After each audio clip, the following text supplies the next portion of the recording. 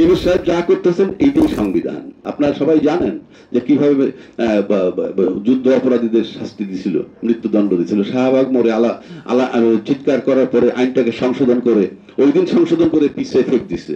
সেই নজিরও বাংলাদেশে আছে। তো সেই ফ্যাসিজমের সমস্ত সিস্টেম ওই বইটা রয়ে গেছে। আর এই যে নির্বাচনটা দিতেছেন নির্বাচন কমিশন, সে বেআইনি ভাবে দিচ্ছেন।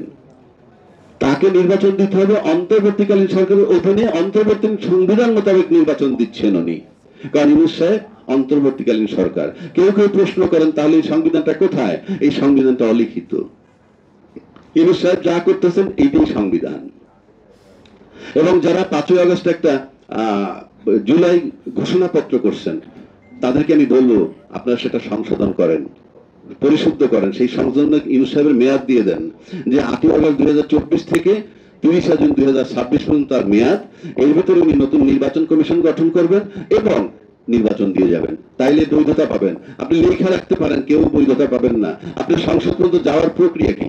আর এই সংস্কার নিয়ে যে কথা বলা হচ্ছে, বুলশিট, কিছুই হবে না। কেন হবে না? এটা অনুমোদন হবে কবে?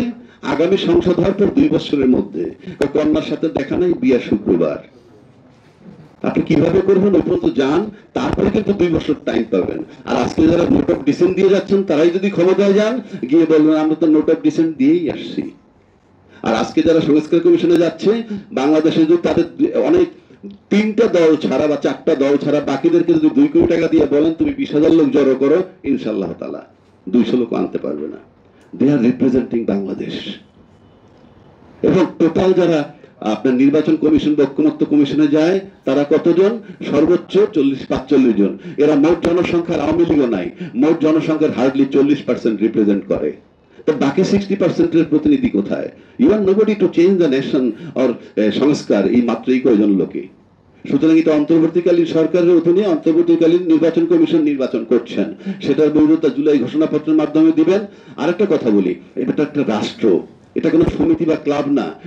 আপনারা জানেন এখানে অনেক সাংবাদিকও আছেন, অনেক আইনজীবী আছেন। আমার ডান পাশে একজন একটা পার্টির প্রধান আছেন, একজন আইনজীবী। ওনারা জানেন যে স্কুল কমিটির যদি নিয়মের কোনো ব্যত্যয় ঘটে তাহলে রিট হয়। এরকম বহু সমিতি নিয়েও রিট হয় একটু ব্যত্যয় ঘটলে। আর সেখানে সংবিধান আপনাকে বলে দিছে যে সংসদ ভেঙে যাওয়ার 90 দিনের মধ্যে নির্বাচন করবেন। সেই মেয়াদ তো শেষই হয়েছে 7ই নভেম্বরের মধ্যে। ইন এডিশন যিনি এখন বর্তমান নির্বাচন কমিশন ওরা নিয়োগী হয়েছে, ওই মেয়াদ পার হওয়ার পর 21 নভেম্বর 2024-এ ওনার পরিণতি কিন্তু নুরুল হুদার মতো হবে ভবিষ্যতে। দেশটা কোন সমিতি বা ক্লাব নয়, এটা একটা রাষ্ট্র, এটা তামাশা নয়। আজকে যারা বিদ্রোহ, আমি মেহেরবানি করব এই কথাগুলো আপনি উঠাই দিয়েন, অন্তত পত্রিকায় উঠান। এটা রাষ্ট্র, এটা কোনো সমিতি বা ক্লাব নয়। দেশে দেশে সবার সাথে দ্য নিউজ।